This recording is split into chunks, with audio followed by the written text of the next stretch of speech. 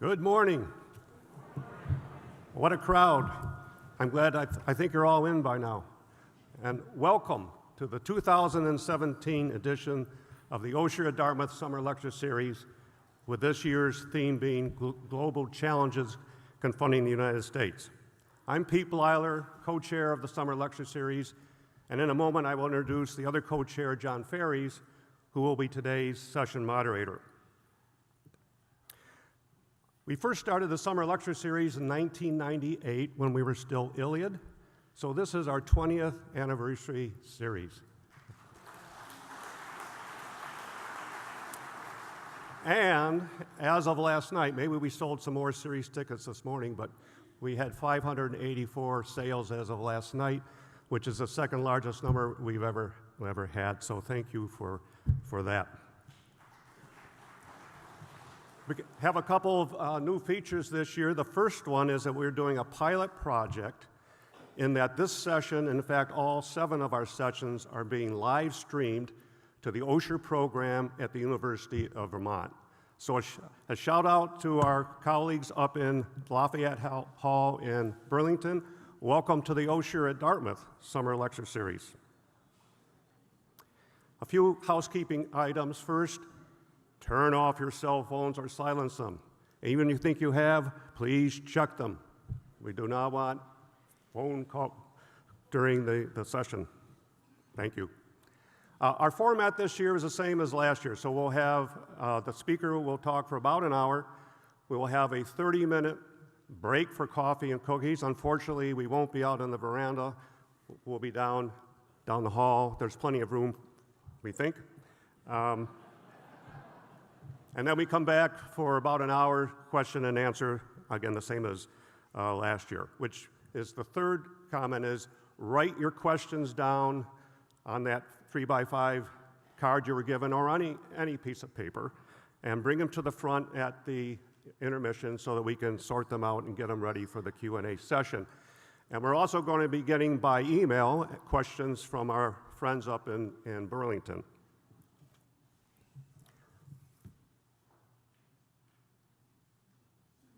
I would now like to take just a second to thank our underwriters who help with the expenses for this program, the Jack and Dorothy Byrne Foundation, Caldwell Law, Kendall at Hanover, Ledyard Bank, and Wells Fargo Advisors, who I think has been our longest standing supporter of the OSHER Summer Lecture Series. And the other new feature that we've added this year is that we've teamed up with Hopkins Center Films to bring you 3 documentaries connected to sessions for this series. And the first one of these will be next Tuesday, July 18th at 7 o'clock right here in Spalding. And it's 0 Days, which is about the cyber attack by the United States and Israel on the Iranian nuclear program. And that precedes next Thursday's session on cyber warfare and security. I'd also like to acknowledge Dan Benjamin. Dan, are you in the audience? If you are, would you please stand up so we can, there he is over there. Dan Benjamin is the director of the Dickey Center for International Understanding here at Dartmouth, and John and I consulted with him over the course of the last several months to get names of good speakers for this series, and he's been invaluable. Thank you, Dan. And he's also a good friend and had suggested today's speaker, Jim Steinberg. So with that, I'd like to introduce my co-chair and partner in crime, John Ferries, who will take it from here. John.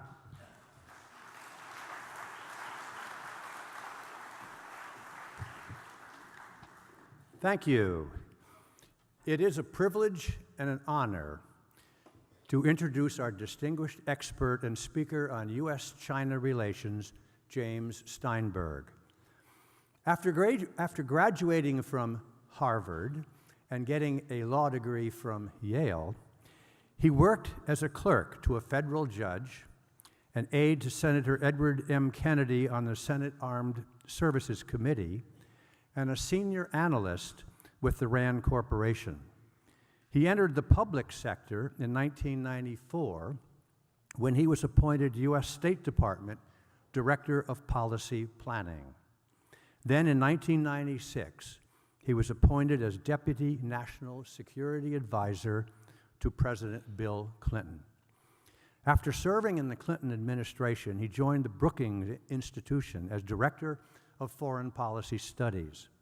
He then became Dean of the Lyndon B. Johnson School of Public Affairs at the University of Texas, Austin. He was one of the principal authors of Barack Obama's historic address on the Middle East in Cairo in 2008. In 2009, Jim was asked by Hillary Clinton, Secretary of State, to become her principal Deputy Secretary of State, and he agreed to do so. While his responsibilities as Deputy Secretary of State covered a global spectrum, he gave particular focus to U.S.-China relations in the turbulent Middle East.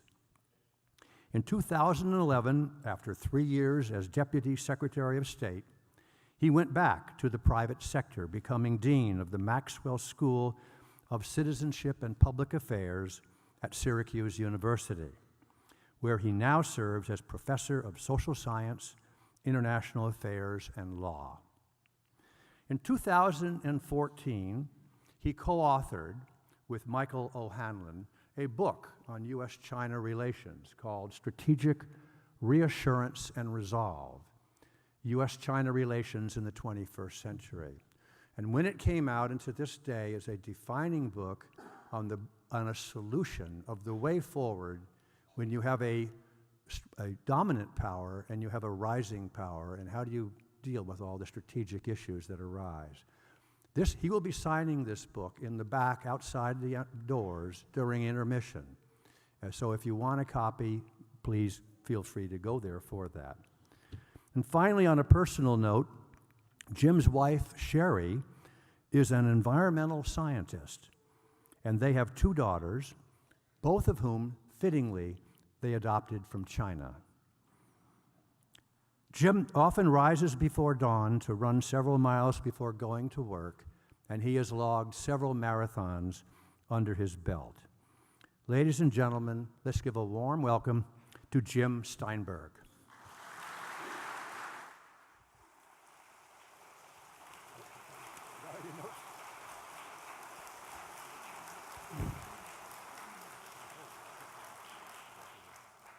Well, good morning, everybody, and thank you so much for having me here today. And thank you, John, for that very kind introduction. As you'll guess, I didn't get my usual run-in this morning, and I appreciate you all coming out in this all too familiar rainy weather we're having this season. But it really is great to see so many people here, and I look forward not just talking at you, but perhaps much more enjoyable for all of us, the question and answer session in the second part of our program. This is obviously a very timely topic that we're discussing today. I think that's what brought so many of you out. But in case you don't have a full appreciation of just why this is timely and important, let me just begin with a short, since this is the 21st century, YouTube video.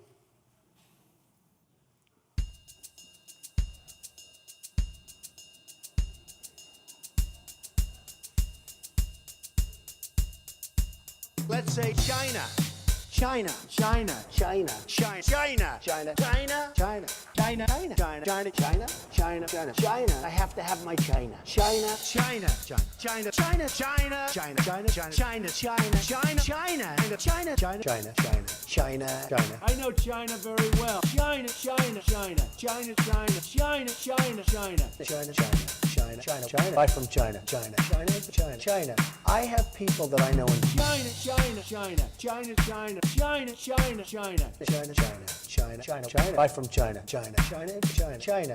I have people that I know in China, China, China, China, China, China, China, China, China, China, China, China, China, China. I've been saying China, China, China, China, China, China, China, China, China, China. I like China. I go to China. China, China, China, China, China, China, China, China, China, China. Go to China. China, China, China, China, China, China, China, China, China, China, China, China, China, China, China, China, China, China, China. You went to China. China, China. get a job in China. I know China. I love China. China, China. China, China, China.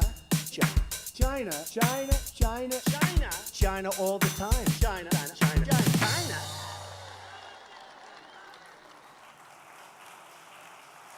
And by the way, I love China. It says it all right there. So that's why we're here. We're here to talk about China and U.S.-China relations. And it's certainly been very clear, both during the campaign, during the transition, and during the early years of the Trump administration, why this is such an important topic and the centrality that the president, and not just the president, but all of us place on this relationship. We've seen over the past several months the priority that the administration has put on it. The president just had his second meeting with the president of China, Xi Jinping, as part of the G20 meeting 2 weeks ago. Issues ranging from North Korea to the South China Sea, to trade, to climate change, to issues of cybersecurity, and even human rights, as we see now with the controversy over the treatment of the Nobel Prize winner Liu Xiaobo in China, all figure prominently in the day-to-day of U.S.-China relations. And we've seen, even in the short period of time that the president has been in office, sometimes seems more than a short period of time, a lot of gyrations in terms of the overall approach, from the campaign rhetoric that you just saw to some suggestions during the transition that the president might rethink the U.S. one-China policy, to the very warm meeting that the two leaders had at Mar-a-Lago, to the more recent sense, perhaps, of a little bit of disillusionment or disappointment in the way China has handled issues ranging from North Korea to the South China Sea. We have a sense of, on the one hand, a great deal of priority the administration is putting on U.S.-China relations, but also a certain degree of uncertainty about what direction this will pursue. But it's not just the president that's focusing on China. If you just head to your local bookstore and you look at the books that are for sale today, you see these headline attention-grabbing titles from authors like Professor Graham Allison or Ian Baruma or Professor Amitai Etzioni for GW, with a diversity of views about the nature of China's evolution and the direction of U.S.-China policy, but a growing chorus of observers, of scholars and pundits who see a clash with China between the United States and China as either inevitable or at least highly likely. Just examine the titles. Graham's book called Destined for War, or Michael Pillsbury's book, China's Secret Strategy to Replace America. Now, those aren't the only voices, although we hear them perhaps more often because they raise such great alarms. There are others who have a much more benign view. Donald Gross, for example, wrote a book recently called How the U.S. Can Benefit from China's Rise. My own view, and that's what I'll be talking about this morning, is squarely in the middle of these different, perhaps extreme views about where U.S.-China relations are today and where they're going.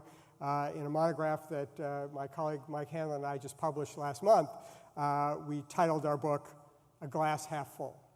And I think you can see that it really represents a range of potential views about where we are. The one thing everybody agrees on is that the relationship is enormously consequential. It's widely acknowledged by politicians and scholars alike as the most consequential bilateral relationship in the world today. We are the world's two largest economies, the two largest militaries. We are the first and third most populous countries in the world. We are the two countries at the leading edge of technology in so many different fields.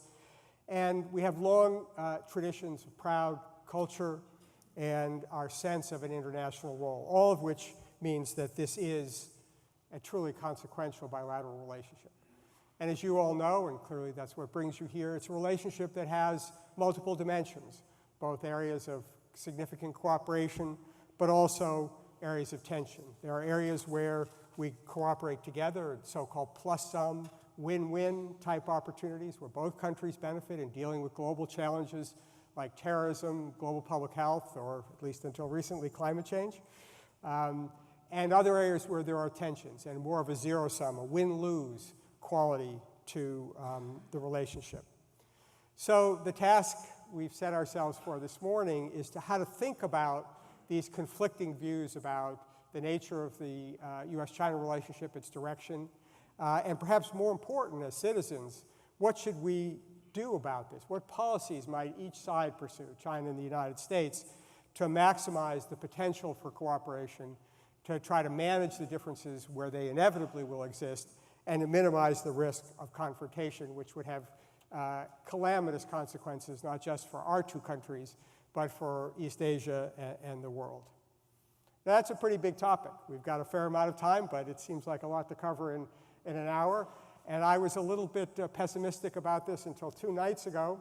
I turned on the TV with my family, and we turned on PBS, and there was a program called The Story of China, which purported to tell you the entire history of China in 2 hours. So if PBS can do the entire history of China in 2 hours, I can cover U.S.-China relations in a little less than 1. In talking to you today, I'm going to bring the perspective both of a scholar and a practitioner. I've had 25 years of experience in dealing with China as a government official, beginning with my first trips there in 1993 and 1994 in the Clinton administration, and through 2 presidencies, through President Clinton and President Obama, as well as several decades of teaching and writing about China and East Asia. From those early years, indeed, even before my first visit, and advising President Clinton during his campaign in 1992 and the transition of his taking office, through such consequential events as the Taiwan Straits Missile Crisis in 1995-96, Jiang Zemin's historic visit to the United States in 1996-97, and then President Clinton's 10-day visit back to China in 1998, the negotiations that ultimately brought China into the World Trade Organization, to the shaping of President Obama's East Asia policy during the campaign and the development of the so-called rebalance or pivot. I've had a chance to be involved with senior policymakers in both countries, looking at the evolution of this relationship during a period of remarkable change in China, as you'll all recognize, but also important changes here in the United States as well. Now, most of us have seen a dramatic evolution in our lifetimes in the nature of the U.S.-China relationship. I won't begin to try to guess the age spectrum of all of us here, but for many of us, and I would suspect for at least a significant number of you here, most of the initial framing of the relationship came from the Cold War period, a period of time beginning with the triumph of the communists in 1949, in which the United States had a deeply confrontational and a strange relationship with China, with no diplomatic relations, with a quasi-war during the Korean War, and a period in which we were seen largely as enemies. For those somewhat younger, they missed that period, and it's defined by the dramatic opening of U.S.-China relations with first Henry Kissinger and then President Nixon's historic visit to China. And then finally, for those even younger who see this now from a post-Cold War perspective, a rising China and perhaps a sense of growing tension and rivalry in the relationship. These are very different frames. Each of us brings our own historic experience to it. My own, like so many of you, is often shaped by sort of personal experiences. When I was growing up, not too far from here in Brockton, Massachusetts, southeastern Massachusetts, some of you will know Brockton, a famous shoe city. It's long since stopped being that, but when I was young, it still was an important place where people manufactured shoes. And one of my neighbors, Bob Green, had been in the shoe business, and in 1968, he had an idea, which was that the future of manufacturing was not going to be in the United States. It wasn't even going to be in Italy for shoes. It was going to be in China. And he made a visit really during the height of the Cold War, at a time when it was very difficult for Americans to go to China, to engage with China, and there's certainly a lot of suspicion in China. This was during the days of the Cultural Revolution, to have much interaction. But he went to Guangdong province and began to talk to some of the local leaders there, and began to have a vision of a possibility of a new kind of relationship and a new kind of engagement. He was just a businessman, but it was a visionary sense of the potential there. And when he came back with pictures and stories about engaging with a very, very poor, very backward China, and yet one in which he could see the vision. And that was my first exposure. Followed subsequently a couple of years later by two colleagues of mine, two students, whose parents had been involved in a group called U.S.-China Friendship. I don't know if any of you ever heard of this, but back during the Cold War days, there were a very small number of Americans who thought our policy was wrong, who thought we should have more of a positive relationship with China. They were pretty ostracized during the Cold War, thought of as kind of red or left-leaning. But my friends, their parents had been very involved in this, and after the Nixon opening in 1973, they were among the first Americans invited to come and teach in China. They went to Anhui province, the capital city there, and the capital city Hefei, and spent 2 years teaching there. And the stories and the letters they wrote back were, for me, a first glimpse, a personal glimpse into a China that was just beginning to emerge from the Mao era, the early days of Deng Xiaoping, the early days of reform and opening up. And those, for me, were intriguing windows into a world of which we knew little. There were very few Chinese who came to the United States in those days, very few Americans who came there. And we've seen over the years this deepening relationship, this growing sense of awareness and understanding of each other. But yet, despite that all, also lots of areas where understanding is still very thin and very missing. And so as we've seen this incredibly intense relationship develop on an economic, political, security relationship, we still have to deal with how do we understand China, both understand the Chinese leadership and the Chinese people. And I want to tell a couple of stories to begin with about my own diplomatic engagement with China to set the frame for this more perhaps theoretical discussion we can have about how to think about the relationship. As I said, I began my government experience in dealing with China during the early days of the Clinton administration. And as some of you will recall, when President Clinton ran for office, he was very critical of President George H.W. Bush's foreign policy on a number of respects. But one of the highlights was his argument that the Bush administration, the first Bush administration, had been too cooperative, too forgiving of China for the suppression of the democracy movement at Tiananmen Square. Indeed, President Clinton used very colorful language, candidate Clinton, talking about the butchers of Beijing and about coddling the leaders there, and vowed to pursue a policy as president that put much more emphasis on human rights and democracy as part of the U.S.-China policy. And in particular, he vowed, as candidate, that he would link our continued trade relationship with China, our what was then called most favored nation trading relations, to improvements in China's human rights record. And as we came into office, I came to work at the State Department for Secretary Warren Christopher, and the president said, okay, here's your charge. I said during the campaign, no MFN if there's not an improvement in China's human rights records. That's your job, is to go make that happen. Secretary Christopher, a great American, great public servant, great lawyer, took this as his responsibility, got in a plane, headed off to Beijing, with a list of things that we expected China to do to improve its human rights record, to deal with the labor camps, to deal with forced sterilizations, to deal with many of the issues that are familiar to you in terms of the human rights record in China. And we put this down, and Secretary Christopher had a long experience. He'd been deputy secretary in the Carter administration, so he's not somebody who had never dealt with diplomacy, but there was somehow the sense that we would put these things down, the Chinese would agree, and all would be well. Well, surprise, surprise.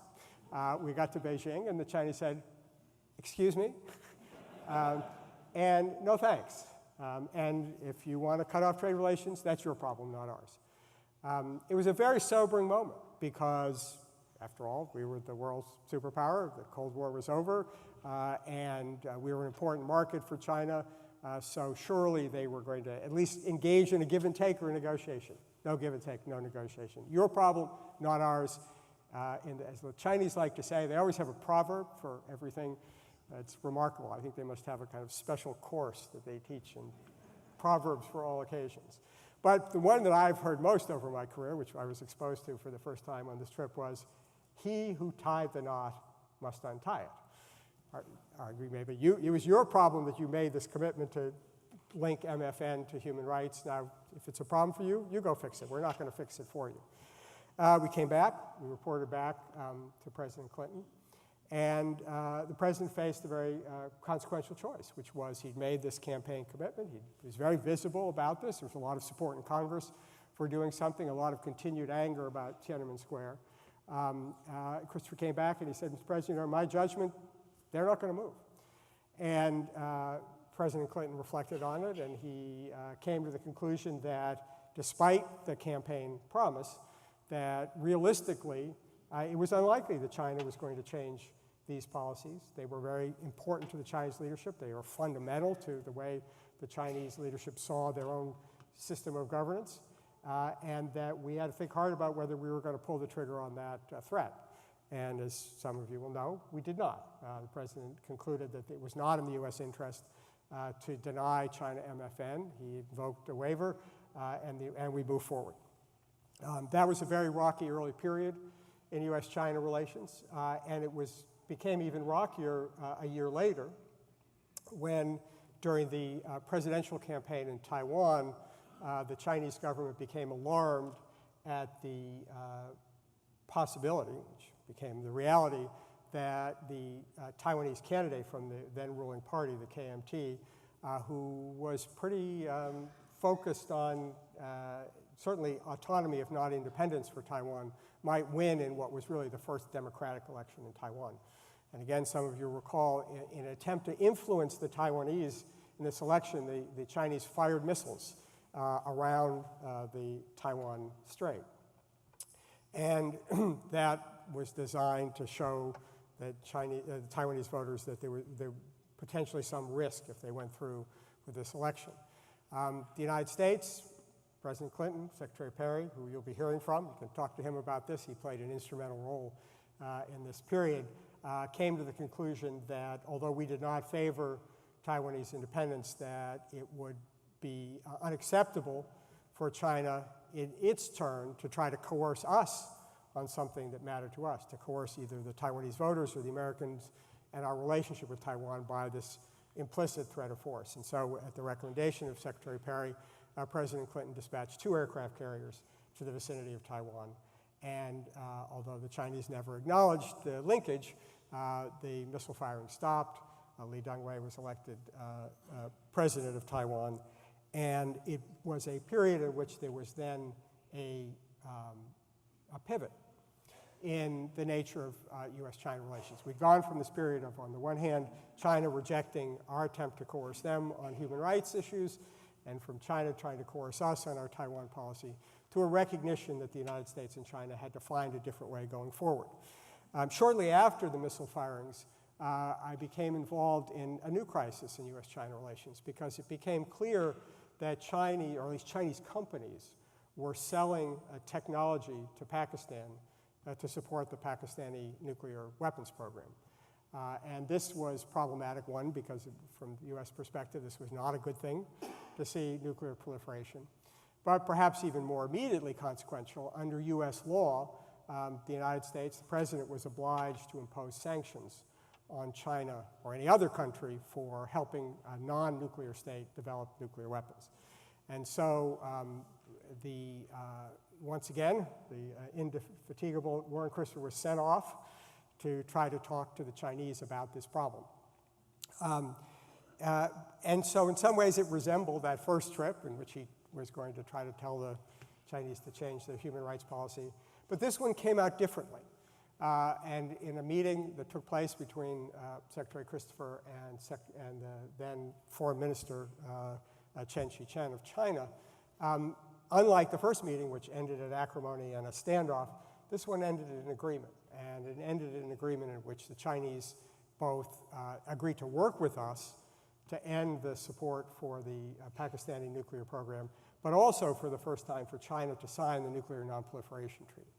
Why was this different? Why did it come out differently than the first episode when Christopher made his visit to try to convince the Chinese to change their human rights policy and their democracy policy?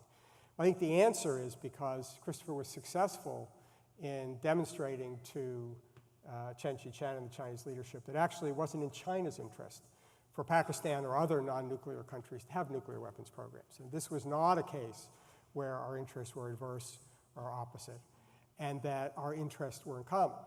That was one reason why I was successful. But the other reason why I was successful is, unlike the first time, Christopher did not go by threatening the Chinese, but rather came to say, this is a place where we can show the world and show both of our publics that we can work together on common issues. And so even though in the background there were these threats of sanctions, Christopher never raised the issue of sanctions as a way to get the Chinese to go along with the decision to cut off the sale of these ring magnets to Pakistan. And so with this successful agreement, inaugurated a new phase in U.S.-China relations that led, as I said at the beginning, to President Jiang Zemin's visit to the United States and then President Clinton's visit to China for 10 days 2 years later. So this is, I offer these as a way sort of to begin to think about the nature of the interaction between the United States and China. But I also think it's important to reflect a little bit on the historical context as well, because as the folks probably at Wells Fargo and certainly other financial institutions say, well, past performance is no guarantee of future. Understanding this past relationship really is quite important in terms of the context of understanding the relationship. And it's a very complex history, of which most Americans are fairly unfamiliar. This is not a sudden new discovery with the pivot to Asia under Obama or even the confrontation during the Cold War. It's a relationship that goes back to the very earliest days of the American Republic. A very thoughtful American journalist, John Pomfret, observed in a book he wrote a couple of years ago, and I'm quoting from him now, Americans and Chinese have been enchanting each other and disappointing each other since they first met in 1784, when the first ship landed in Guangzhou with ginseng and silver to trade with tea. It's an enormously underappreciated history, and the fascination that the early Americans, especially the business community, had with the potential of East Asia, and particularly with the potential of China as a source of great economic opportunity for the United States. And for those of you who are interested, I highly recommend a book by my good friend and colleague, Mike Green, just came out, which is a history of American involvement in East Asia. It's called By More Than Providence, Grand Strategy and American Power in Asia since 1783. It's a wonderful survey of the way we've been involved. And it reminds us that we've had a range of different interests with China and with East Asia for a long period of time. Interests that have been economic interests, interests that have been security interests, and equally interests that have involved our values. The early engagement, as I said, very much focused on the economic opportunity, the trade, the visit of the Empress of China to China in 1783, 1784. But it was soon accompanied by the first American missionaries who came largely from this part of the world, from New England, to China, who had a profound impact both on giving ordinary Chinese their first exposure to Americans, but also reporting back and giving Americans their first exposure to China. And there was also a military component as well. You'll all recall, of course, Commodore Perry and the Black Ships in Japan, but the Pacific Squadron of the U.S. Navy was first created in 1821, and a recognition that if the United States was going to be trading in East Asia, it also needed to worry about protecting its ships, protecting its interests there as well. And it was a very important period in terms of defining U.S. relations with China, because although the United States had deep economic interests and deep economic ambitions with China, it had a different approach than the European imperial powers. The United States clearly wanted access to the Chinese markets, but unlike the Europeans, who came and basically established extraterritorial control and imperial policies, most notably the British, as you all know, but the Germans, the French, and the regional powers, the Russians and the Japanese. The United States essentially developed a different approach, which was, rather than trying to wrest power and control away from China, to try to actually support the Chinese government. Now, of course, this was advantageous for the United States as well, because we couldn't compete with the British or the French or the Germans at this stage of our history. So this idea, embodied in John Hay's famous open door note, was self-serving in a way, but it also was seen by many Chinese as a much more sensitive to Chinese sovereignty, much more supportive of Chinese independence than the European powers. Now, the record was not unmixed.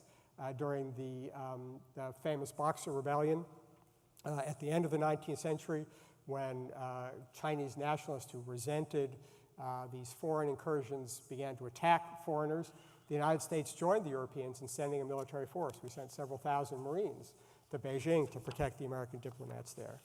But still, I think there was a different resonance about the U.S.-China relationship. The very significant figure of early Chinese independence, nationalism, Sun Yat-sen, studied in the United States. He was actually in Denver, Colorado, at the time that the Republic of China was declared, the end of the Qing dynasty. And so there was a sense on both sides that there was potentially a tie with the early democratic movements in China. And yet those were disappointed, and they were disappointed for a number of reasons over the coming decades. A sense in China after World War I that at Versailles, that the United States failed to honor and protect Chinese nationalism by essentially allowing the German colonies in China to be turned over to the Japanese.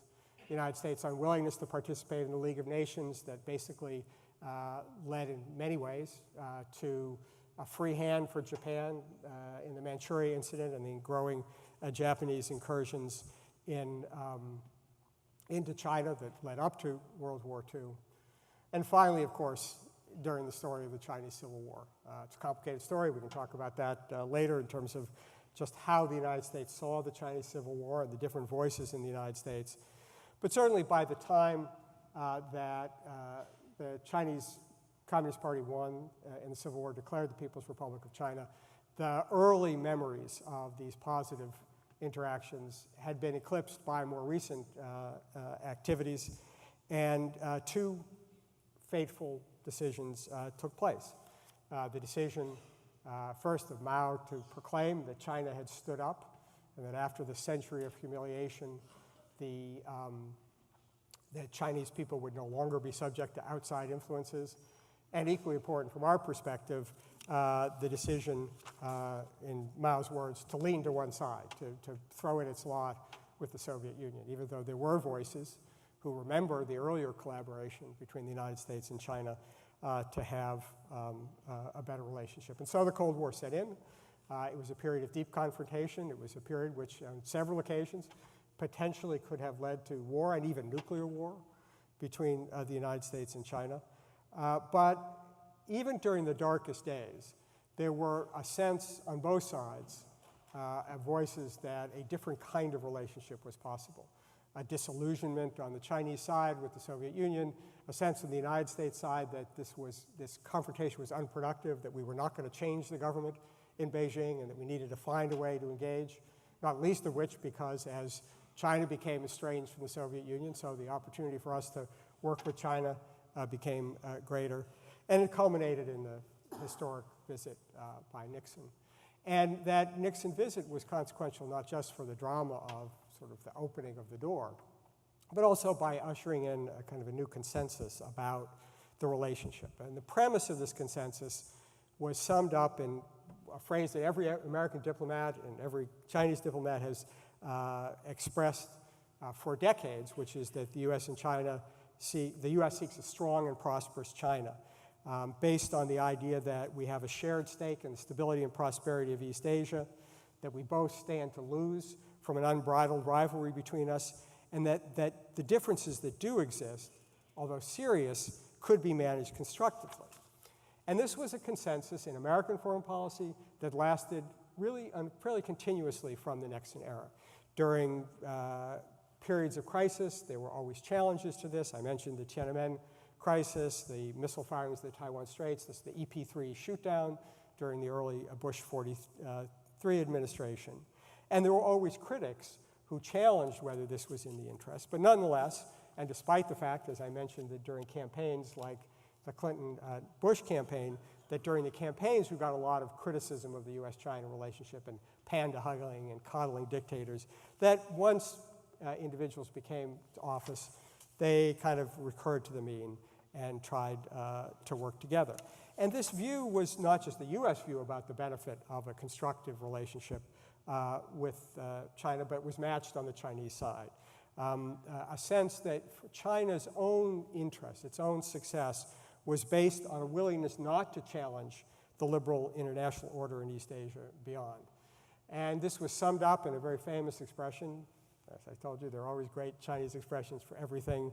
But one oft-quoted from Deng Xiaoping in the early 1990s in Chinese, Tao Guang Yang Wei, to hide your brightness, to keep a low profile. The idea that China would benefit from not trying to be a dominant player in the international stage, but rather be part of the system to allow China to undergo the reform and opening up to become economically successful by accepting essentially the US leadership and the US global order. And the strategy worked pretty well. It worked well for the United States. It led to a very peaceful and prosperous East Asia for an extended period of time. It worked extraordinarily well for China as the Chinese economic miracle of double-digit economic growth and increasing prosperity spread widely and seemed to be sort of a fairly stable relationship. But things began to change as the new century began during the first decade of the 21st century. And as China became more successful, more capable, more economically powerful, there became an increasing focus, especially in the United States, on the risks posed by China's rise, by China's maritime claims in the South China Sea, by its military modernization, and a sense that this idea that China would accept the US order might now be it's dated, that it just wasn't relevant to a modern China. We began to hear voices in China arguing that it is really time to follow Mao's lead and talk about a China that has stood up. And this sense of confrontation, the sense that it's one or the other, was very much reflected, I think, in what you heard from the campaign rhetoric of President Trump, but not just on the economic issues, which what he focused on, but also on the military issues. The sort of sense that China no longer accepted the idea of the US military role in East Asia, that China would no longer tolerate the United States and its alliances in East Asia, that the time had come to really revise that understanding. And in the words of Xi Jinping, the Chinese leadership, to seek a new kind of major power relationship between the United States and China. Now, what is that and what might that be? And that, I think, really is the core question that I want to focus on in the last part of my talk. Over the last couple of years, the critics of the constructive engagement between the United States and China have really moved to the forefront. And I think one of the most telling examples of this was an essay written by Robert Blackwell and Ashley Tellis. Bob was Deputy National Security Advisor, a job I held under President Clinton, which he held under President Bush 43, very distinguished academic and diplomat. And he and Ashley wrote a book for the Council on Foreign Relations about his establishment in an organization, as you could imagine, that had been very much associated with this consensus policy on US-China relations called Revising US Grand Strategy Towards China. And basically what they called for was a policy of containment to China, to basically accept that China is a threat, a rival, and that it's in our interest not to have a strong and prosperous China, as presidents since Nixon more or less had accepted, but actually to recognize that a strong China is a threat to us, and we should have a weak and uncertain China would be more in our interest. And that, of course, is a pretty big change for some organization as establishment as the Council on Foreign Relations to put forward an idea which is such a big break from the past. And so we have to ask ourselves, has the consensus broken down? Do we no longer have a broad mainstream view that the US and China should cooperate, can cooperate, have an interest in each other's success? And now should we change our focus to prepare for a contest of wills between the United States? It's us or them, mano a mano, with kind of a WWF smackdown between the United States and China. The question is, how do we evaluate this? Here are two very different visions about what kind of relationship we should have. And one of the key questions that I think we have to answer is, how do we think about China's own intentions? Is China's goal to replace the United States as the global hegemon, as the Michael Pillsbury book suggests? Was this period of earlier restraint, particularly during the era of Deng Xiaoping, a matter of China just biding time until it's strong enough to challenge the United States, and now that it is, now that it's economically successful, its military is more capable, that it will now begin to assert its will? Or perhaps are China's aims more limited? Are they seeking a bigger role, such as the larger influence over East Asia, but are content to continue to accept the United States as a global leader? This is an idea perhaps could be seen in a speech that Xi Jinping gave in 2014, in which he called for Asian problems to be solved by Asians, but didn't challenge the broader international role. These are hard questions to answer, the questions about intentions. Some people would say that these are kind of built in the bone, that it's the nature of the relationship between established powers and rising powers, that the rising powers will always want to challenge the order, and the conflict is foreordained, and that's why, in Graham Allison's book, they're destined for war. There's nothing anybody can do about it, just that's the nature of the system.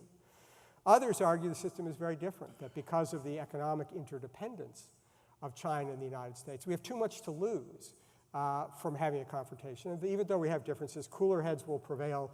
We realize that the stakes are too big, and we'll find our way out of these disasters. It's a comforting thought, but as we now mark the 100th anniversary of World War I, we have to remind ourselves that that sense of economic interdependence as a break on conflict also was the dominant view in Europe just before 1914. So as we think about these questions of intentions, do we have to decide, how do we decide what are the Chinese intentions? And this is a very difficult challenge, because we can look at events, and I don't know if any of you recall it or remember, but a very famous Japanese movie called Rashomon, in which the same set of events seen by different players have very, very different interpretations, and each of the different actors looking at the same set of facts interpret them in different ways. Let me give you some examples. If you read the headlines today, we read about the Chinese opening a new naval base in Djibouti, in the Horn of Africa. What does this mean? Is this a sign that China is now going to be a global naval power challenging the United States? After all, we have a big base in Djibouti, now they're going to have a big base in Djibouti. Is this kind of a zero-sum rivalry, which would lead to this idea that we have to interpret this as a sign of Chinese intentions to global leadership? Or, after all, we had encouraged the Chinese to participate in the anti-piracy operation in the Gulf of Aden, and one of the lessons they learned from that is they need to have some support for their ships and their activities there, and they need a base not to challenge the United States or the global order, but to support UN peacekeeping and dealing with the problems of piracy and terrorism. Same facts, two different interpretations. Take the debate about Chinese One Belt, One Road strategy and this engagement in Central Asia, or the Asian Infrastructure Investment Bank that China has operated. Are these ways of China trying to push out US influence and Western influence and supplant it with a Chinese-led economic hegemony? Or is this China rising to a sense that we had when we created the World Bank, of having a global interest in seeing economic development in these relatively poor regions of the world? These are all, and we could go on and on. As we look at these different events that people point to and say, well, this is a sign of Chinese hegemonic ambitions, or these are a sign of aggressive intentions, others could say, no, there's perfectly plausible, understandable interpretation of this. Even military modernization, which seems to many to be the real evidence that China is now becoming more of a threat, more of a challenge.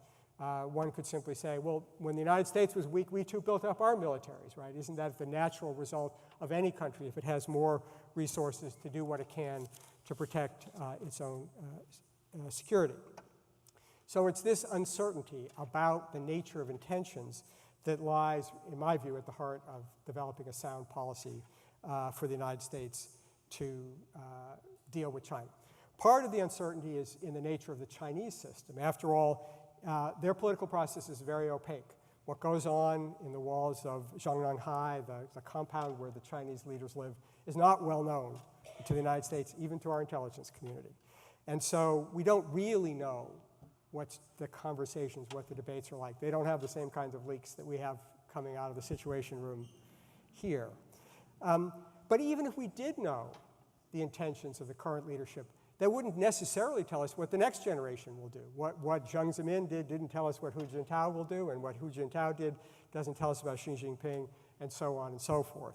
So if we're trying to figure out long-range policy, even if we did know what was in the back of Xi Jinping's mind today, what his grand strategy was, it doesn't necessarily bind his future. And even if it did, even if that were a sense, we thought there was kind of this long-term buy-in from generations of Chinese leaders, we also can't know how exogenous events that might take place beyond the control of the Chinese leadership might shape their decisions. A huge economic catastrophe in China, a global public health crisis, all of these things which could largely change and shape intentions. And so for me, what's more important than trying to guess what China's intentions are is to embrace this idea that in the end we can't know, and we have to develop a strategy that will work across the full range of possibilities of what China's intentions might be. Now, if you say, well, we can't know, so how do you deal with a situation where you can't know what the intentions are? And some would say, well, there's a pretty rational answer here, which is, hope for the best and prepare for the worst, right? That's kind of sensible, rational. Who could be against that, right? It seems very kind of prudent strategy, usually called hedging. Why not? I mean, this sounds good, and that way we're not being taken for fools, but we're not just assuming the worst. The problem with this strategy, which seems so tempting and has really driven much of the thinking, especially in the military, is that it has a danger of becoming self-fulfilling. Because if you prepare for the worst, you start to do things that look to the other side like you mean the worst. And so if we say, well, we expect to have a constructive relationship with China, but it might turn sour, so we need to develop lots of military capabilities to keep China in check, the Chinese look at that and they say, well, wait a minute, no, this looks like a containment strategy to us, and you're trying to keep us weak and threaten us. And vice versa. The Chinese say, well, we don't want a confrontation with you, but we want to make sure that there is one, that US carriers can't go back into the Taiwan Straits the way they did in 1996, so we're going to develop these capabilities called A2D, area denial capabilities, just so if things go bad, we'll be protected. And we say, oh no, we know what this is all about. You're trying to kick us out of Asia, right? This sense of the hedging, of the preparing for the worst, is seen by each side as a measure of intentions, that Rashomon effect. We can't know how to interpret these things, and we begin to see these in what the international relations theorists call a security spiral or a security dilemma. Each side, although hoping for the best, preparing for the worst, induces fears in the other, which leads them to prepare for even more worst factors, and so on, and therefore the hedge becomes the reality. And that is a very dangerous possibility. That's one, but it's one set of options about how to deal with uncertainty. The other, another option of dealing with uncertainty is simply to say that for better or for worse, we are the two greatest powers, and we're going to have to decide that the future of the international order depends on us working together. And what we really need is a G2, two countries, a condominium that will work together to try to sort out our differences and create a new order. Some ways, I think, when we hear President Xi talk about the need for a new kind of major power relationship, I think there's a little bit of that's what they have in mind. Well, what's wrong with that? Seems like a good way. We're the two most consequential countries. If we can sort things out between us, it should be fine. The problem with that is that a lot of the other countries are not so sure that will take their interest into account as well. If you're Japan or Indonesia or Russia or India, you're not so comfortable with the idea that the United States and China are going to decide these issues for everybody else. And so this idea of a grand bargain, a G2, which is tempting in some quarters, my good friend Amitai Etzioni, as I mentioned before, has more or less proposed that as a strategy. That too, I think, is an unsatisfactory way to deal with uncertainty. So another option, not the final option, there are many others, but the approach that Michael Hanlon and I have proposed in this book that we've written, which will be available to you after the talk, is called Strategic Reassurance and Resolve. And it's based on two premises, two key concepts that international security people have thought about for a long time, which is on the one hand, as I mentioned, there is this danger that misplaced fears of the other's intentions will cause us to take defensive measures which create this spiral of action, reaction, and increasing tension, increasing sense of confrontation. And the idea of reassurance is to try to find some ways to try to dispel those fears, to try to demonstrate that what we are doing in a particular case is designed not to threaten the other side, but to protect our legitimate interest. An example of this can be seen in the nuclear realm. And it was very prominent during the Cold War, when the United States and the Soviet Union began to enter into a nuclear arms race, beginning with the development of the Soviet intercontinental ballistic missiles. There was a recognition that each side was afraid the other would strike the other one first in a preemptive first strike, and so they had to have capabilities to get the other guy before he got us first, and so on, and the spiral went on and on. And each side recognized that one of the ways that made this particularly dangerous is if you had the ability to strike the adversary, the Soviet Union, and you had missile defenses to prevent them from attacking you back, you might see some advantage in striking forward. So this combination of offensive missiles, missile defense, was seen by both sides as running the risk that there would be a preemptive attack. So in the 1960s, both sides recognized that the surest way to make sure that these missiles were seen as defensive, as retaliation, as protection against the strike, but not an offensive strike, was simply to give up the idea of having missile defenses. And so we had the ABM Treaty, which was a measure of reassurance on both sides. In the US-China relationship, we've had something similar. Up till now, we have more or less agreed that beginning from the time that China developed nuclear weapons in 1964, that we would not try to make ourselves invulnerable to Chinese missiles, because if we did, then that might make it tempting for us to strike China knowing that they couldn't strike us back. We've developed an implicit degree of reassurance between our two sides that leads us to both have nuclear weapons and yet not view each other as nuclear weapons threats to each other. This concept is one that can be applied in lots of different contexts, of ways in which each side can take steps to show that what it's doing, China with its military buildup, can do things to show that while it's taking prudent measures for its own defense, isn't trying to threaten Japan, isn't trying to threaten our allies, isn't trying to threaten US forces. And similarly, we can do the same. We can have in our own military buildup a military strategy that's designed to defend ourselves, but not necessarily to be able to decapitate the Chinese leadership in an early stage of war. And I'm happy to talk about that in more detail in the Q&A. But reassurance itself is not the full answer, because there are some real differences. And sometimes, as they say, even paranoids have real enemies. And that we have to recognize that there are some cases where we can't reassure each other because we do have fundamental differences. And there's the second part of our argument, which is that in some cases we don't need to reassure each other. We need to demonstrate resolve. We need to say, here's something that we can't accommodate.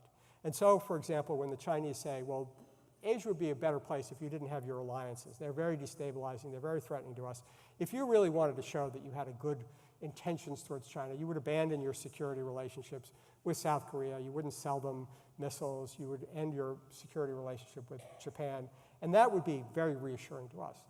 U.S. response back, no, because actually, in our view, this would be more destabilizing, that if our allies felt they were left alone with China, this would be more dangerous. For example, Japan, without the security relationship with the United States, might feel the need to develop its own nuclear weapons to protect itself. And would the world really be better? Would China really be better if the United States gave up its alliances or refused to provide the reassurances that we give Japan in connection with the island dispute in the East China Sea, the Senkaku Islands?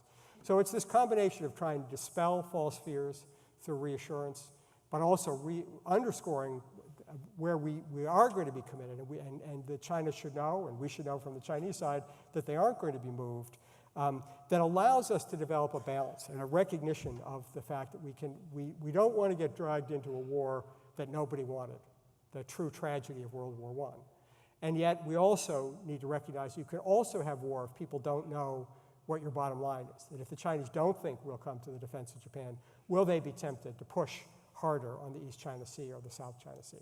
It is that combination of reassurance and resolve that I think is so critical. And we see this today in dealing with the big challenges of East Asia, whether it's North Korea or the maritime disputes in the East China Sea, that we need to find ways, for example, the Chinese are worried that our defensive missiles in South Korea, the so-called THAAD system, might be threatening to them. We think it's essential to defend ourselves and our South Korean allies from this threat from the North Korean missile program. Are there ways to provide both reassurance and resolve? Yes. The answer is one. We can familiarize China with the technical capabilities of THAAD to show that it doesn't actually pose a threat to their missiles, to their legitimate retaliatory capabilities. We can even be prepared to adapt the way the system is deployed to address that. But we also have to be prepared to say we will not give in completely and say we're going to pull them out because you don't like it. Similarly with the East China Sea, we have to recognize that China genuinely has its own view about its territorial claims there and that we are not going to change their mind about that. But we can insist that China pursue its territorial claims in a peaceful way by not putting new military installations on these reclaimed islands, by not interfering with international shipping in the South China Sea. These are all combinations of reassurance and resolve that can allow us, I think, to navigate the relationship. To do this will require a very intense degree of engagement. It's a back and forth. It's a sense of, here's what troubles me, what can you do to provide some reassurance on this, and what can I do in return to provide reassurance to you? But also, here's our bottom line. Here are things that you're going to have to find a way to work with on our side. So just as we recognize, for example, that for us, the security relationships with Japan and Korea and Australia are fundamental and things that we are not going to abandon, so too we recognize that China is not going to give up its view about the one China policy and its view about the long-term future of Taiwan. It's finding those accommodations and recognizing where the bottom lines are and where the opportunities for reassurance are that are the essence of diplomacy. And I come back in the end to the anecdotes I began with, which is these stories of my early engagement with during the Clinton administration over first the MFN human rights issue and then the ring magnets. A sense of learning from each other how do we find these accommodations? How do we find this modus vivendi? And I'm going to end with a final anecdote from the Obama years. When I came back to office as Deputy Secretary, we were very determined to try to move the U.S.-China relationship forward, to try to find constructive opportunities to work together on issues like climate change and global public health.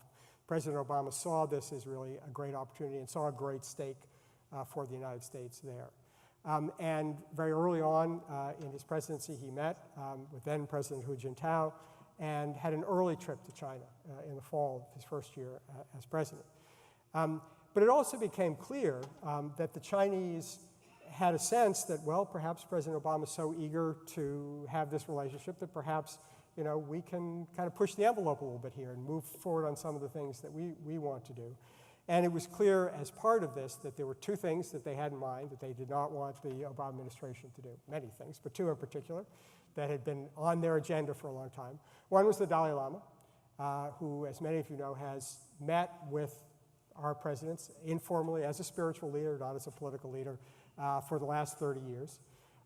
And the Chinese wanted President Obama to end that practice and to not meet with the Dalai Lama. And second, to end U.S. arms sales to Taiwan. Again, a big irritant in the relationship, something that's been very important. So the president went to China. It became clear that these things were very important. And the president came back and he said, well, I want to build a relationship, but we have some bottom lines of our own. We believe in religious freedom. The Dalai Lama is a highly respected individual. We're not recognizing the independence of Tibet. We've been very clear to China about that. But I'm not going to be told by the Chinese that I can't meet with the Dalai Lama. And he did. And similarly, on Taiwan, we've said we accept the one China policy. We don't support Taiwan's independence, but we have a commitment to provide Taiwan with defensive arms so that it can't be coerced by China.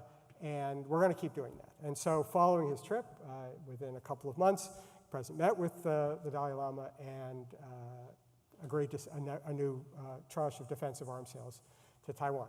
The Chinese, needless to say, were not happy. And they made some very strong statements. They canceled a number of meetings between high-level U.S. diplomats and the militaries of the two sides and threatened to impose sanctions on any American firms that did business with Taiwan, really trying to up the ante. The president said, well, if that's the way it's going to be, that's the way it's going to be. But he asked me and Jeff Bader, who was the senior official in the White House, to go to Beijing to have a conversation about this. And Jeff had worked with me in the Clinton administration. We'd been together at Brookings, we were old colleagues. We knew the Chinese, our interlocutors, quite well. And we came and we were there for 3 days, a total of 40 hours of meetings over 3 days. And the bottom line we said was, look, we've been through this before. We understand that we are going to have these differences. You have your bottom lines and some things we have on ours. The question is, are we going to allow this to destroy the relationship? We're going to have linkage between all these issues, that if we do something you don't like in one thing, you're going to disrupt the whole relationship. Or if you do something like MFN, like human rights, are we going to disrupt the whole relationship?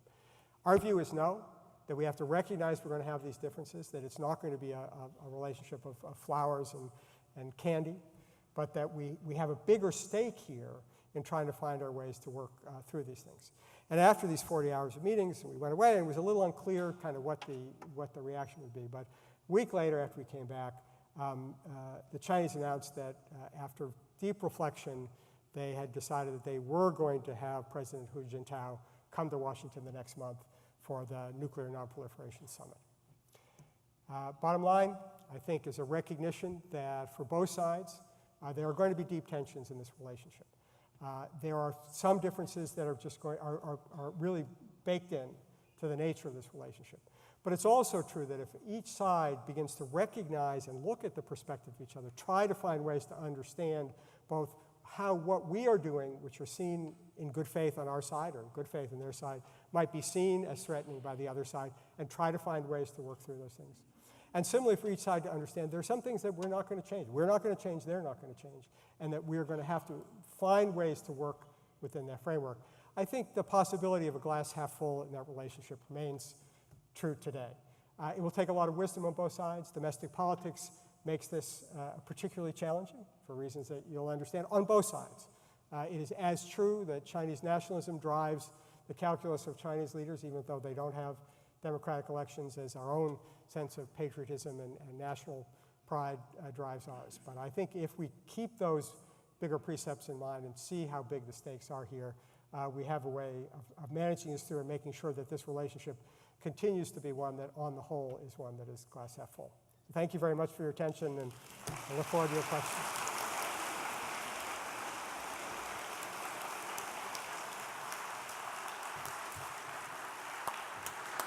Thank you.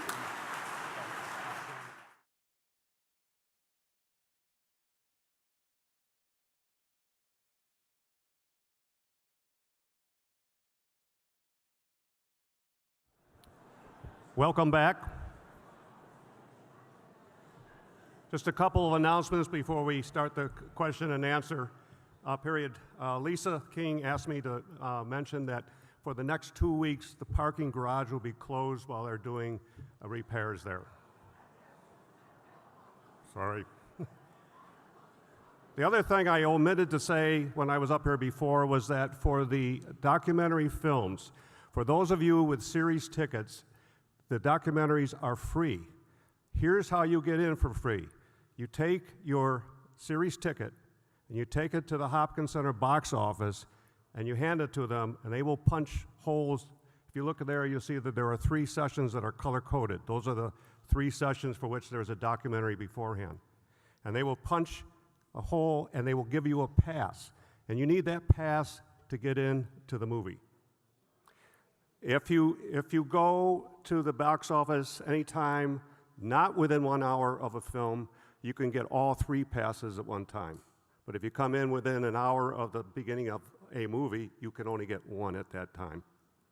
And the last comment is that because we had a late start, we are going to continue the Q&A for an extra 10 minutes. And we recognize that some of you may not be able to stay, and so feel free to get up and leave, but we will go 10 minutes more. John and Jim. Thank you. By far, what I'm going to try to do, many questions hit on similar subjects connected to China. So in some cases, I'll paraphrase a question, but it reflects 4 or 5 of you. But by far, the biggest question you've all said or asked is North Korea and that Kim Jong-un. And I think really, to paraphrase the questions you asked, he seems absolutely determined to have a capability. Even on July 4, he wanted to show us that he had that intercontinental ballistic missile. What can China do effectively to rein him in? Is there anything we can do other than the devastation scenario? In other words, what's the options for North Korea?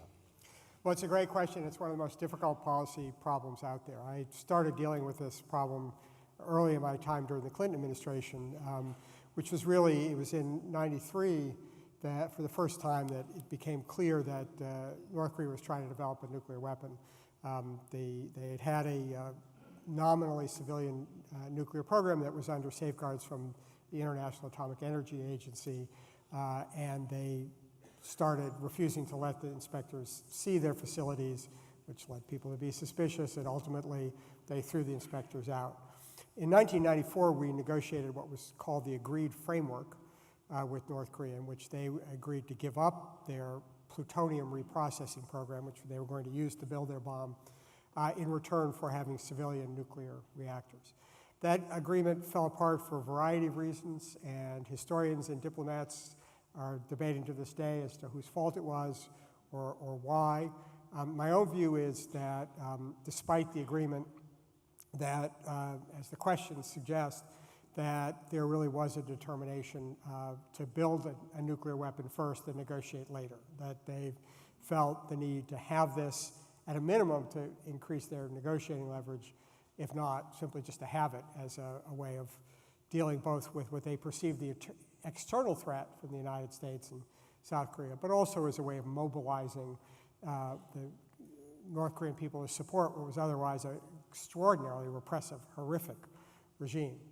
So the question then becomes, if in fact, as I believe, they were determined to have this capability, are there any circumstances in which they would give it up? And what should we be prepared to do?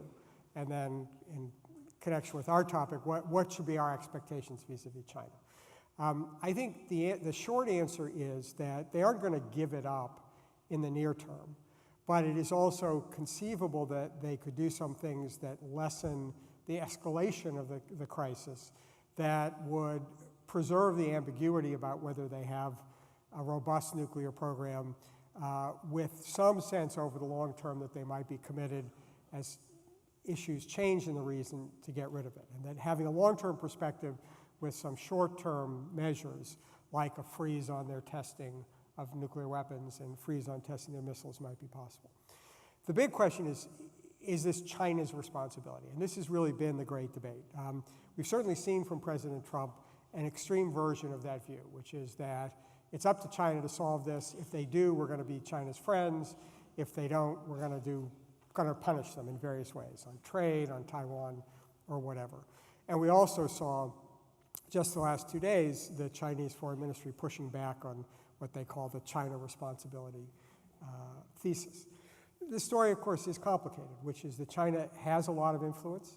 It certainly is an economic lifeline to the North Korean regime.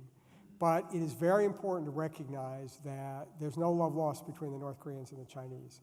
And as little as the North Koreans trust and like us, they have a similar fear about China, both for historic reasons. China had a hegemonic role. North Korea was something of a vassal state for important parts of Korean history.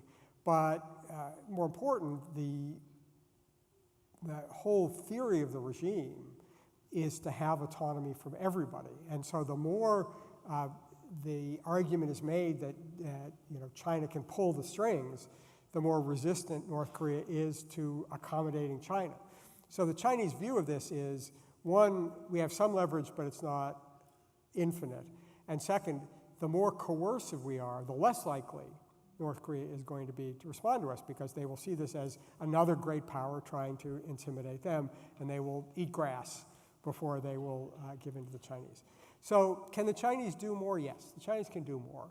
They can make life more uncomfortable for the regime and create a better context for trying to find a negotiation which allows the North Koreans to continue to claim they have a nuclear capability, and for the rest of us to claim that we are working towards getting rid of it.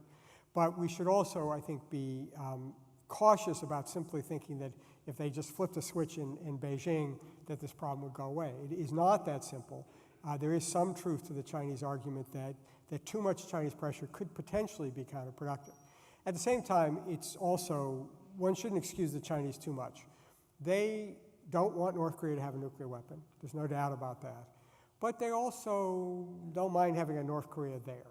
It's a buffer between China and the US forces in South Korea. It's a constraint on our activities there. And they certainly don't want to see a collapse in North Korea that would lead either to chaos or hundreds of thousands or maybe even millions of North Koreans fleeing into Northeast China. The next several questions had to do with two personalities, Xi Jinping and Donald Trump. Xi Jinping is a very tough, blunt person. His dad fought in the Mao's army, and he said, never again will we be humiliated. And he's appealing to his base, which is important. And Trump, of course, is saying, in a self-styled way, in a macho way, I'm going to put down all these threats and so forth. So with those two people, those two personalities, it's no longer a Barack Obama who is more nuanced or Hu Jintao who's more of a technocrat. It really is from the very top, do we have the element of confrontation much more probable than it used to be? And the corollary question several of you asked is, does Trump surround himself with people in the State Department who can make sure he understands the implications of what he's considering? So if we'd had this conversation a year ago, I would always begin with, we understand a lot more about what's going on in our policy process than we do in the Chinese process. And so while I'll give you some views about what's going on in the US policy, I'll be cautious about the Chinese side. The first time I feel the exact opposite. I have a better sense of what's going on in China than I do here in the United States. I think your characterization of Xi Jinping is an excellent one. I think that he is a very strong and determined leader, has a very clear sense of the path forward for China. He's a strong nationalist. He does come out of this tradition, my quote, and you reference to it, of Mao's China that stood up. I mean, he is very determined that China will not be intimidated, will not be coerced, will be able to set its own destiny. And he is much more an individual leader than his predecessors. After Deng Xiaoping stepped down, the Chinese embraced this idea of collective leadership and not having one person in cult of personality. And that was largely true with Jiang Zemin and Hu Jintao, but Xi is very much the guy in charge. There's still elements of collective leadership. He can't get his way completely, but it's much more a strong force, and he's been building the apparatus through the anti-corruption campaign and other things to strengthen his position. This party Congress that we will see in the fall will be very, very significant in terms of understanding just where China's going and the extent of Xi's leadership. Will this two-term limitation hold? Will the various things that have been used over the last 20 years to constrain the individual leadership be whittled away at? I think there's some evidence that they will, but we often get these party leadership congresses right. Having said that, he's a strong leader. There's a strong national sentiment in China, but he's also very conscious of China's own challenges, economic challenges, its demographic challenges. Somebody asked me in the break, well, China's got 4 times the population, aren't they destined to rule the world? The problem is that China has a huge demographic problem. It will be the first country that may grow old before it gets rich because of the one-child policy and the fact that the demographics are not very favorable for China. There's no immigration, birth rates are low, and so they may have a very large older population that's being supported by a smaller, younger population. There are environmental issues, there are public health issues, there are enormous challenges. And I think he is very conscious of that. And so those are constraints on how confrontational he wants to be, how much of a crisis he wants to have with the outside world. And you see this in his engagement with President Trump at Mar-a-Lago and elsewhere, and this continued willingness to try to find a way forward, and frankly not rising to the bait of a number of the provocations that Trump put out. For example, during the transition when Trump suggested he might revisit the one China policy. The Chinese were very laid back about this. They said, we're going to work on him, we're going to engage with him. So I think there's a strong sense of China now charting its own course, being less dependent, more willing to confront the United States, but also not seeking a crisis. On the US side, I honestly don't know. I mean, it's very difficult for me to judge how much the president's strategy is one of keeping people off balance, uncertainty as a kind of a tactical leveraging move, as opposed to a deep strategy.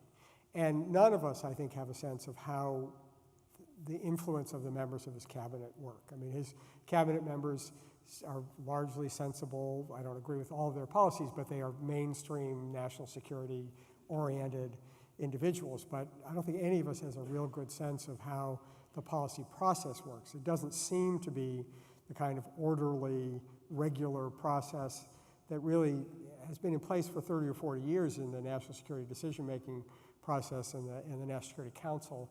And so it remains to be seen, I think, how this actually plays out in practice. Thank you. This is a question having to do with environmental pollution in China, air and water and so forth, and the development of clean energy. It seems that China has a very robust clean energy manufacturing sector, and they don't worry about some of these things being out in the oceans or on hilltops, but they just do the wind turbines when they need them. We, however, drop out of the Paris Accord. Are we in the process of ceding global energy leadership to China? Well, it's a complicated story. I mean, I think that on the one hand, the old-fashioned environmental challenges, the kind that we really began to deal with in the 1960s and 1970s, air pollution, water pollution, and the like, are extraordinarily serious challenges for China. The magnitude of the difficulties are just extraordinary. It's you've seen the pictures of the air over Beijing and Shanghai. I mean, that's something we've never experienced, that kind of localized, health-oriented pollution at the scale that China is experiencing, the poisoned water. It's really quite serious. And while there are a number of measures in place, they're still not anywhere near what's needed to deal with those kinds of problems. And the water problem in particular is extraordinary. I mean, China, the north, has no water. And there have been extraordinary attempts to develop these technological fixes with canals and dams and the like, but China just has no water. And this is a huge impact on both economic growth, public health, and social stability, which they have not really fully come to grips with yet.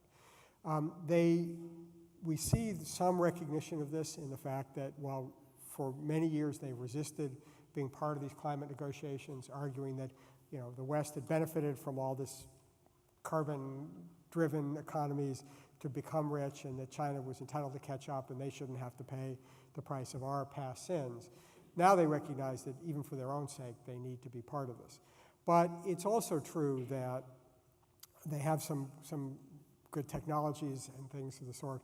But a lot of what's driving this is less about government policies and more about the private sector. And so even if the US government is not in the game in the Paris Climate Agreement, doesn't mean that US industry, US technology, US innovation isn't going to play a role. And I think you're going to see the states and the private sector and localities also playing a role. So I don't think we're out of the game.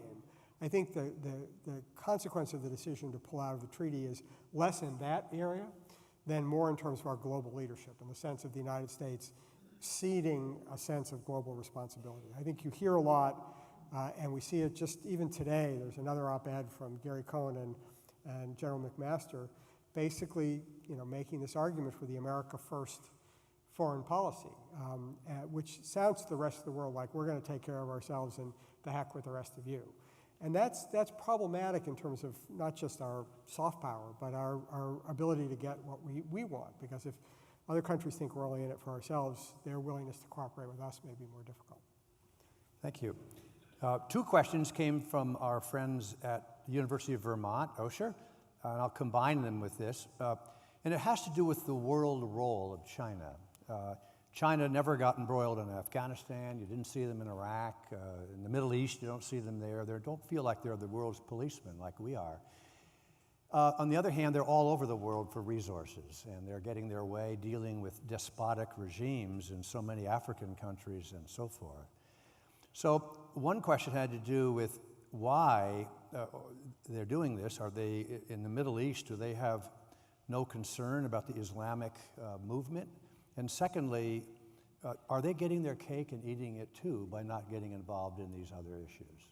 Well, those are great questions. And I think it's really a work in progress to try to understand this conception. And I don't think there's a fully evolved sense in China about this. It goes to my broader question about intentions. I think, let's not forget there was, although it was not a huge role, that during the early years of the Cold War, the Chinese were involved some. They supported communist revolutions in a number of different countries around the world. And I mean, it was not a lot, they didn't have a lot of resources to put on it, but they were certainly supportive of movements, great, wonderful ties between Albania and China during the Cold War. Albania was more aligned with China than with the Soviet Union. And so there, and in Africa as well. So there was a period during the revolutionary period where China sort of saw itself as part of this global vanguard.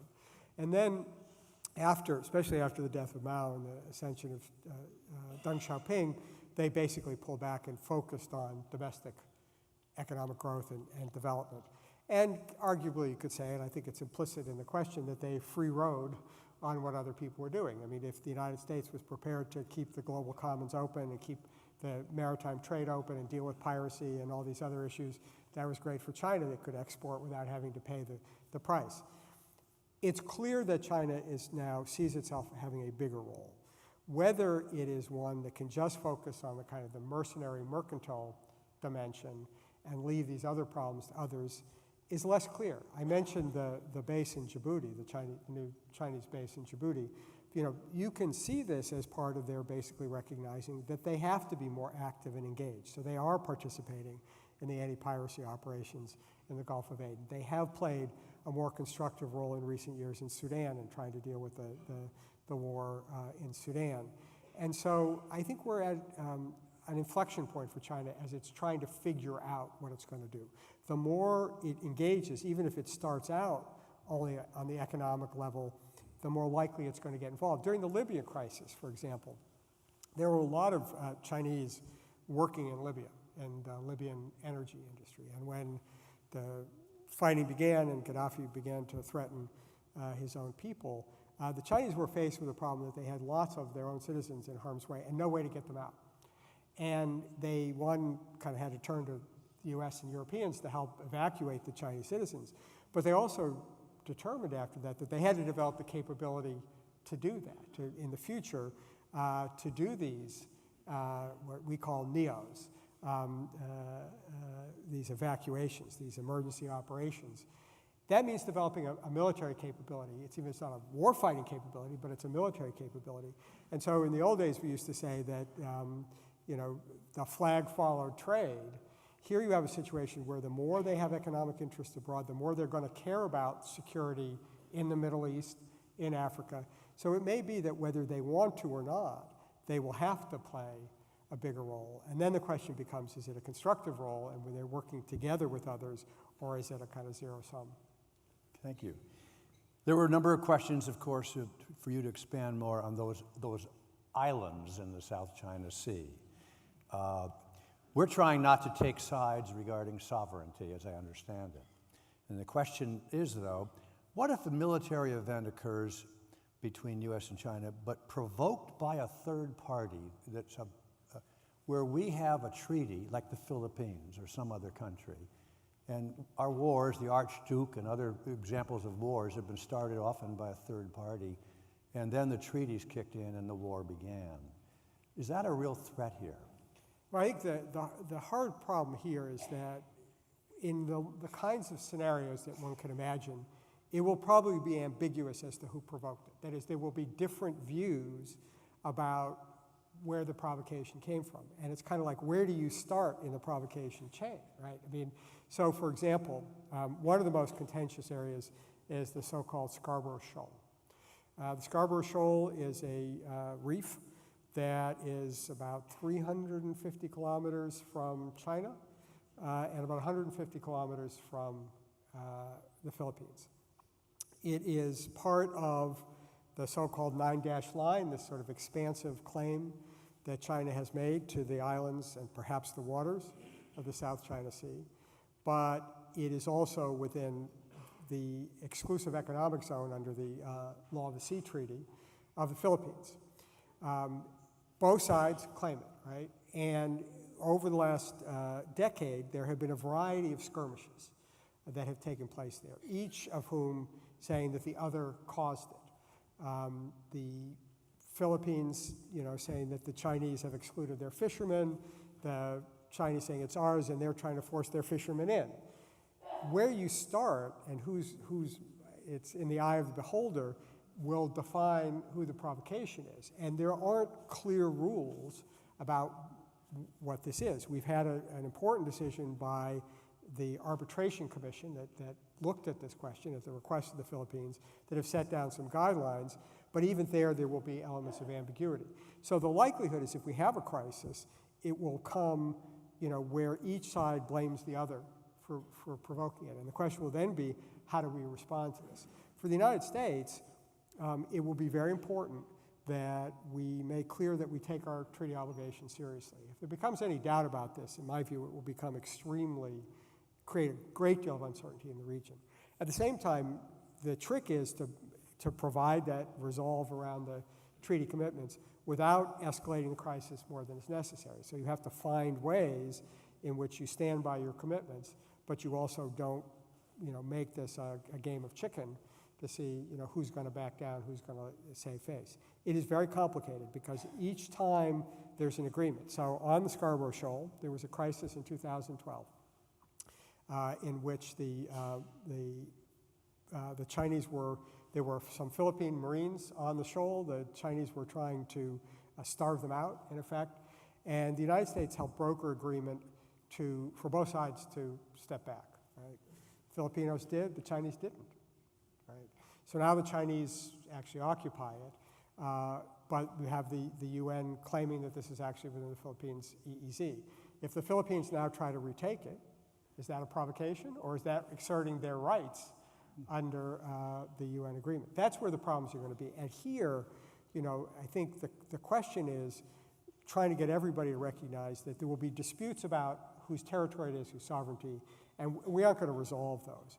But can we develop some rules of the road, some modus vivendi in which each side agree not to use force, not to try to change the status quo, that prevent these ambiguous but potentially dangerous situations from arising?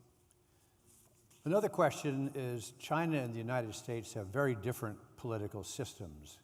It's hard for maybe each to understand totally the other. Does this create a more dangerous atmosphere for containing confrontations and understanding intentions? I don't think it's so much a question that we don't understand each other's system. It's that we disagree with each other's system. And so we are not willing to simply say, well, that's their system and we have to take it as we find it. And it's a long history of the United States believing that these things do matter, right? And so the idea that we would simply say, well, that's their system, we don't like it, but we have to live with it, is very difficult for the United States. We saw this, I talked about Liu Xiaobo, many of you saw at the break, he died in the last few hours. It is inevitable. I mean, even a realist like Henry Kissinger says repeatedly in his own writings that it's inconceivable that American foreign policy will not include an element of values in it. So it's not, some of it is misunderstanding, but some of it is simply we are not willing to accept some of the things that they claim the right to do. And they, in turn, don't accept our views about intervention, about human rights, about democracy. So these are just inherent tensions there that are less from misunderstandings and more from just, frankly, a disagreement about what is legitimate and what's not legitimate. For a long time in the early part of the transformation, China provided low-cost manufacturing, which was, of course, appreciated by many companies who moved jobs there. Now they're facing their own competition, Vietnam, Indonesia, Bangladesh, and they're trying to go up the chain. successful, or do they face the problem of a lot of workers, cheaper, that are going to be out of work? Well, they're clearly making the transition. Labor costs now in China are dramatically higher than they were 20 years ago, and they are not competitive with the really low-cost manufacturers. They don't have any choice about moving up the value chain.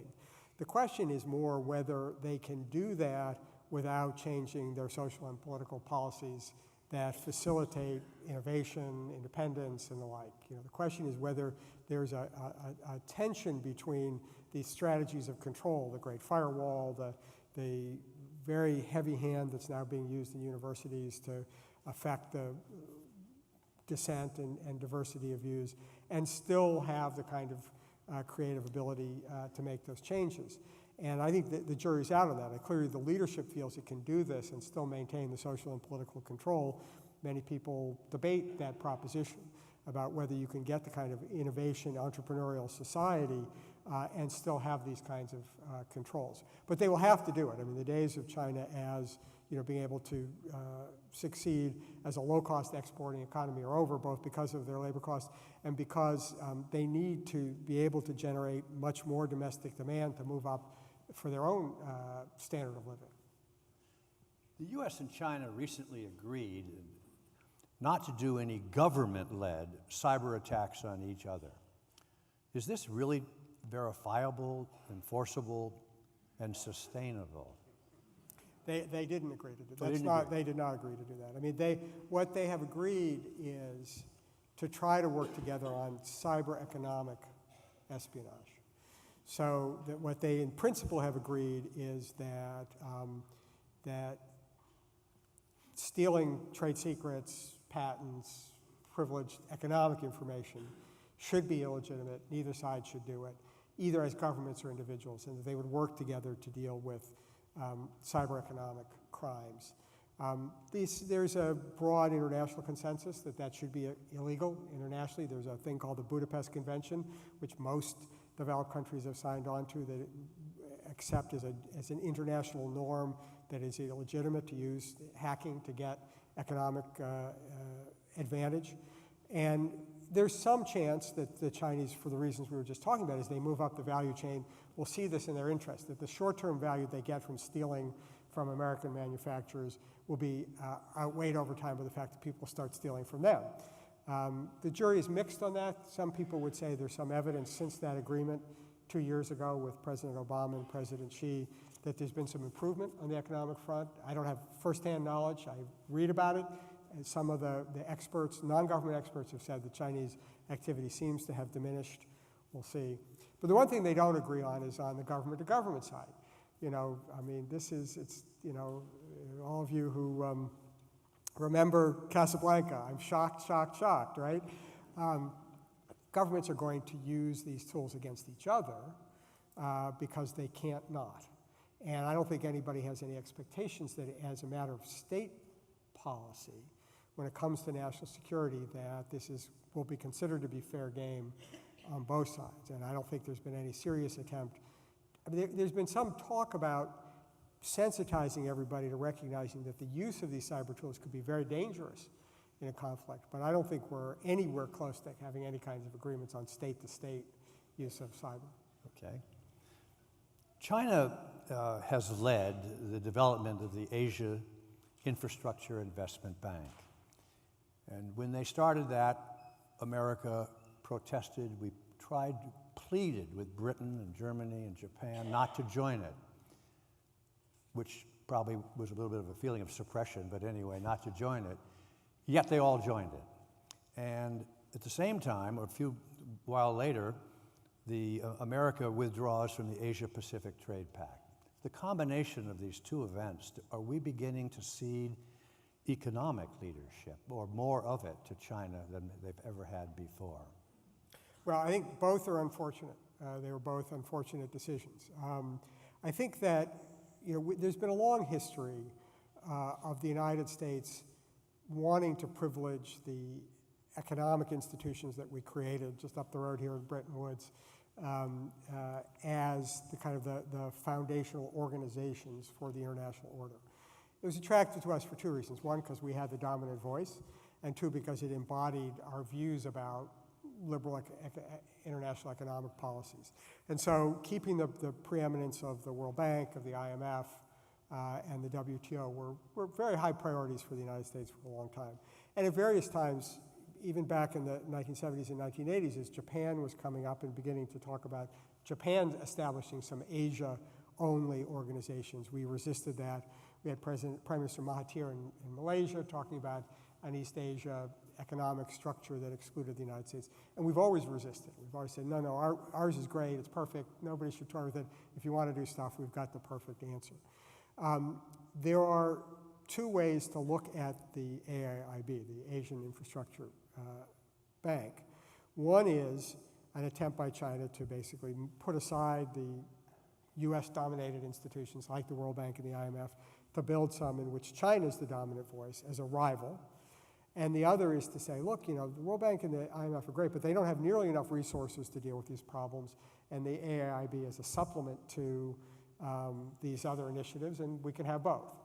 The United States chose to see the AIIB in its most unfriendly light, which is as a challenge to the Western order that was going to not have liberal principles, it wasn't going to have transparency, it wasn't going to have the kind of rules about no tied aid and that sort of thing, and try to block it rather than taking the opposite approach to say, well, instead of no, a yes but, which is to say, well, we might be prepared to join it, but here are the conditions: transparency, lots of different voices, multilateral, not dominated just by China. We never tested the proposition about whether this could be more benign rather than dangerous. And so we lost an opportunity, and frankly, we showed our own weakness, because other than Japan, we were not able to persuade anybody to follow our lead. So we got the worst of all worlds, which is we have an AIIB, we look weak in the face of our allies who thumbed their nose at us, and now we're trying to figure out how to step back. Coupling that with the decision not to move forward with the TPP does raise a question about whether we can engage in a way with the give and take that you have to have on the international stage. And this comes back to Trump and the America First policy, which is that if we think we can just insist it's going to be our way, and we get the deal we want, or we're going to walk away from it, increasingly people are going to say, well, if those are the only two choices, we're walking away from you. And I think that's very, very dangerous and risky. I mean, there's inevitably compromise. There are going to be deals in which we have to make some concessions, they make concessions. There are lots of problems with the TPP. I don't want to pretend that it was a perfect agreement. If I'd been king and negotiated, there would have been features that we should have done differently. And I understand that a lot of people feel it didn't really address the concerns of American workers and people who've suffered from trade. But this was a case where the focus should be mend it, don't end it. And by walking away, we have really, I think, abandoned a lot of important leadership and leverage that we need. Also connected with trade, recently there was a slight agreement, a bilateral, where China would import U.S. beef and let U.S. financial institutions into the country. But the U.S. is rattling the sword about possibly placing duties on Chinese steel or imported steel. China being a huge producer, in fact, they built the Oakland Bay Bridge, I think, all with Chinese steel. How volatile would that be to China if the U.S. were to put heavy duties on the importation of their steel from one of their major industries? Well, the steel issue is bigger than just U.S.-China, and you saw this during the president's trip to Europe, because it will also have really big implications for Europe, because the way they would have to do it would not just affect imports from China. It's a complicated story in steel. There's no doubt that China and others have dumped steel. I mean, they have an overcapacity. They way overinvested in what they needed, and they've come to realize that they had built a bubble that they couldn't support, and the typical response is to dump steel. So there's a legitimate problem here. I don't want to suggest that somehow there's nothing to the U.S. complaint. The International Trade Commission has found this, and I think there's some evidence behind it. The problem is, how do you work these things through? There are mechanisms that kind of depoliticize these things, and rather than turning them into kind of a political contest, we need to find ways to use WTO mechanisms and related mechanisms to try to work these things out. I mean, there are ways of doing this that make it less sort of like a political attack and more based on the rule of law and principle, I think that would both vindicate our legitimate interest in fair trade without necessarily roiling the whole question. And especially now on trade, it's unclear, and I touched on this in my talk, whether we're doing this because of the unfair trade practices or whether we're going to punish them on steel because they're not helping us in North Korea. It's that linkage which I think is very dangerous. If we start saying, well, we'll give you a buy on steel if you help us in North Korea, but if you don't, then we're going to punish you on steel, all of a sudden, by linking everything to everything, you're going to end up completely unwinding the whole relationship. Sovereignty appears to be a huge, huge issue to China after the century of humiliation, when the invading and occupying powers took away in the treaties against this poor peasant country, China, Macau, Hong Kong, Taiwan, as kind of just a land grab. Now they've got back Hong Kong and Macau. Taiwan sits out there. Obviously, we have just signed or sent in a treaty or whatever, more weapons for Taiwan. Is China simply going to be patient and patient and patient forever? Or there's so many ties between Taiwan and China. What do you see happening in the future to this? Will it stay independent, still part of China, or what will happen? Well, I think you have to begin with the reality of life on the island of Formosa, which is there's almost nobody in Taiwan who wants to be part of the PRC. And so that's a really critical reality here, which is that even if we were to say, fine, we're not going to sell arms, the Chinese attempt to re-control Taiwan, as we are seeing in a much more favorable situation to China vis-a-vis Hong Kong, would be a catastrophe. I mean, the people of Taiwan would not put up with it, and while it's theoretically possible that China could militarily either coerce or subjugate them, there'd be a prolonged civil war that would be awful for everybody.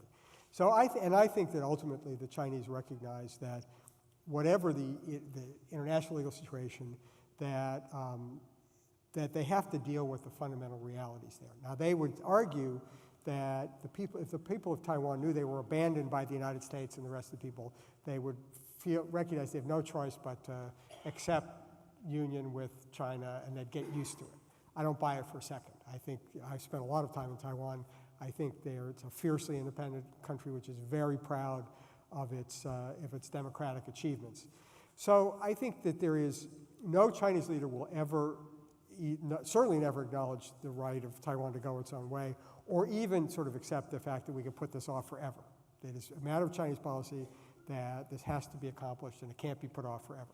At the same time, there's not a lot of evidence that China is trying to, force the issue, right? And that as a practical matter, the modus vivendi that's been established for since 1978, the Carter decision to recognize PRC, has more or less worked, which is that we don't recognize Taiwan independence, we don't support it, but we also oppose any attempt to coerce the Taiwanese people, and will continue to provide enough support to Taiwan for them to feel confident to resist Chinese coercion.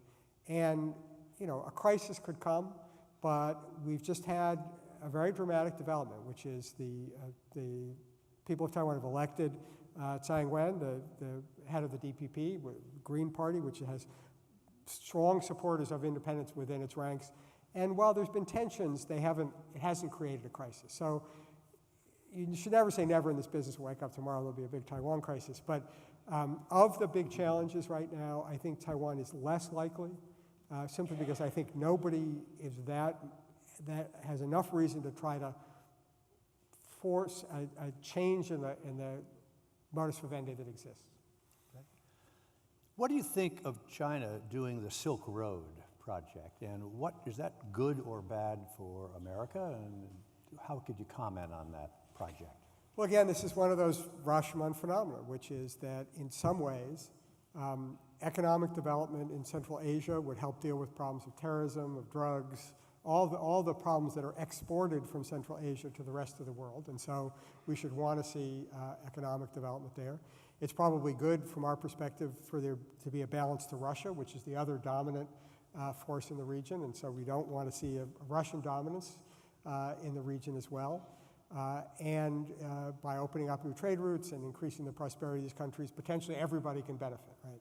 So there's a win-win side to this, but as with everything with China these days, it's also possible to discern dark intentions to create hegemony over the region and see this as a way of extending Chinese influence to the region, of China getting energy independence by having land access to the Caspian Sea and the energy resources of Central Asia, so that they don't have to depend on oil that goes through shipping lanes, which could be interdicted by the United States, and as a way of projecting power. So China is building ports in Gwadar and Pakistan, and was building a port in Sri Lanka. So if you're inclined to see this as Michael Pillsbury's 100-year strategy, you can see dark things there. And this is where, there's no answer to this, because I think the Chinese convince themselves this is all virtuous, but I also think they see the collateral strategic benefits. And so we need to find a way to engage and say, okay, well, we're not against this. We see the benefits to you, to the people of the region, to us, but here are the things that concern us, and how can you reassure us that your goals here are win-win, cooperative, and not at the expense of others. It's not just us, by the way. The Indians, for example, are deeply concerned about what the Chinese, is this a Chinese encirclement of India? Yeah. A lot of people mentioned about the local diplomacy going on locally in China. We had John Huntsman, of course, for a while, which we are well aware of. We had an interim diplomat, Ambassador David Rank, who, when we refused to sign the Paris Accord, or we withdrew, resigned. And now we have Terry Branstad, the governor of Iowa. Is he up to this task? Or is he backed by enough people that we have confidence that the ambassadorial influence at the local level is strong? The role of ambassadors today is very different than it was 40, 50, 100 years ago. The nature of both modern communications and the intensity of the global interaction between leaders means that the ambassador is not so much at the forefront of kind of this very high-level diplomacy, right? I mean, if there's a big issue, President Trump picks up the call and talks to Xi Jinping. He doesn't send a message to the ambassador who then goes in to see Xi Jinping. So, for better or for worse, I've dealt with a lot of ambassadors who've, felt like their roles had been diminished and they hadn't been taken advantage of enough. But I think ambassadors today play a different kind of role. One, they are advocates for American interests in the country on the day-to-day side, for American business, for American students, for American visitors, which is very important, and it's the bread and butter. Second, they're a window onto the society. They're living there. They get to know people, and they can give some texture to what's going on, both at the government level but also at the societal level. And that's invaluable, because you can sit in Washington all you want, but you're not really going to have a feel for the way you can if you're having dinner and tea and talking and playing tennis and going for walks with people in a country that you've been sent to. So I think that kind of on-the-ground reality is quite important. And I don't think there's any one CV that fits that role. John Huntsman was an unusual figure, but he grew up in China. He was from missionary families, right? And so, yes, he was a Republican politician and from an energy family, but he also had his own personal experience and spoke Mandarin, so he was a great asset. Governor Branstad has had a lot of dealings with China. So I don't think there's a single answer for both who makes for a good ambassador and precisely how best to use that role, simply to understand that it is just different today than it was back when, in the 19th century, where it took 2 weeks for the instructions to get from the president to the country. The ambassador had to do this himself. This is another question from the people in Vermont, University of Vermont, and it's really speculating in the future, but we'll ask you the question. Since one result of America's world leadership the last 75 years or so has been a perpetual state of wars, Korean War, Vietnam War, Iraq, Afghanistan, Middle East. Is there any chance that China's rise may lead to a more peaceful world?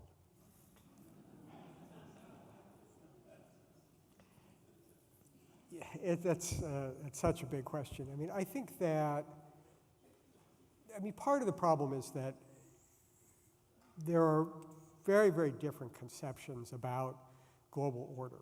I'm an academic now. There are a lot of academic theorists who spend a lot of time on this.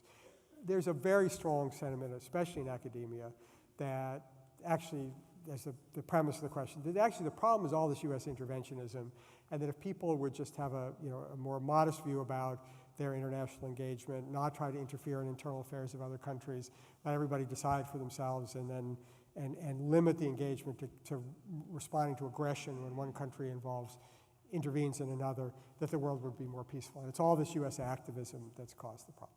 I don't buy it. I think that the world is too interconnected. What happens in one country affects us too much. And the notion that we can sort of simply have our hands off, do balance of power, and protect our own shores, I think misunderstands phenomena like ISIS, like global public health issues, like terrorism, like nonproliferation, and that it's just not clear that a Chinese order, especially one that's based on non-intervention, individual respect for sovereignty, and a kind of a value-free international order, would be more stable. So I'm quite skeptical, though there are, as I say, many in the world, especially of academic international theory, who would be sympathetic to that argument. Another question is, can we really trust China to fulfill its commitments vis-a-vis, it said it really isn't militarizing the South China Sea islands, but on the other hand, is building bases and airstrips and putting fighter airplanes there. It says it will help in negotiations with North Korea, but apparently trade is up 10% even in the last 6 months between China and North Korea. And it says it will promote fair trade, but it fails to protect U.S. intellectual property. So the question really, I guess the intent of it is can we trust them when it comes to doing what they agree to do? Well, I don't put a lot of focus or faith in trust as an element of conducting international relations. I don't agree with President Reagan on a lot of things, but the trust but verify, to my mind, is an important principle of diplomacy. Countries do what they're going to do based on their calculation of their national interest. And so what we have to do is we have to try to shape their national interests so that they want to do what we want them to do. And in many cases, that's not that hard because our interests are not misaligned.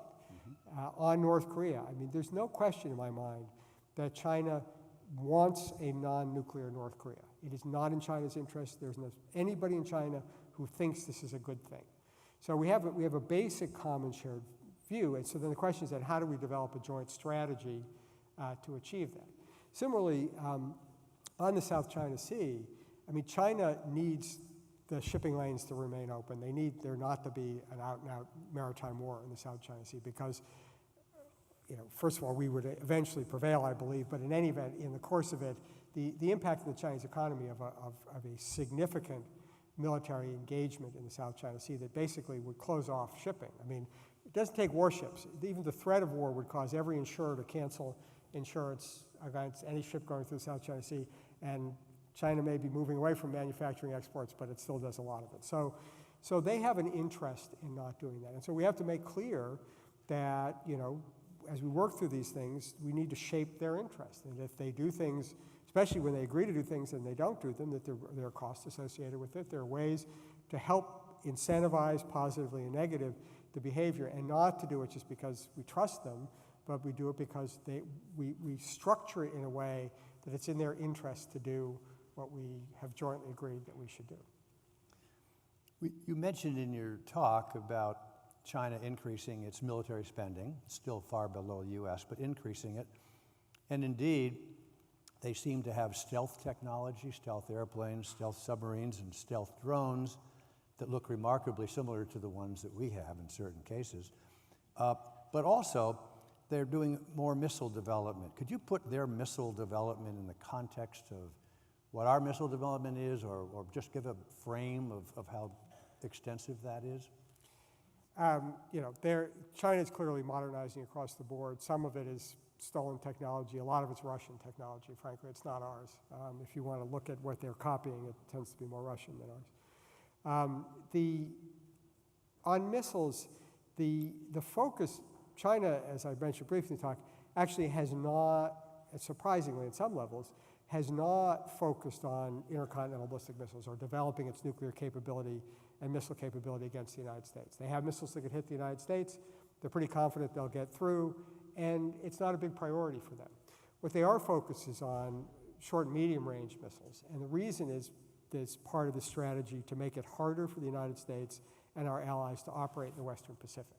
So what they want is they want the ability not to hit Washington or Los Angeles or even Hawaii, but to hit Okinawa and Guam so that we don't have a sanctuary to conduct military operations against them. And so they're building surface-to-surface missiles that have those kinds of ranges. They're building surface-to-ship missiles so that our carriers can't operate in the Western Pacific. They're developing capabilities against our aircraft. That's their main goal. It's a much more tactical than strategic goal. And the idea is basically, up till recently, we could operate with impunity all through the Western Pacific and basically go where we wanted to go, including close to China, and be able to project force into China from these forward bases. They want to deny us that. In the lingo of my world as a strategist, they want to push us back, first past the first island chain, which is Taiwan, then past the second island chain, which is Guam, ultimately back to the fourth island chain, so we're back to Hawaii. Then they're more secure. That's their goal. And much of their technological development, especially the missiles, is focused on that. I want to thank Jim Steinberg for an absolutely stimulating day. Thank you. Great question. Thank you so much.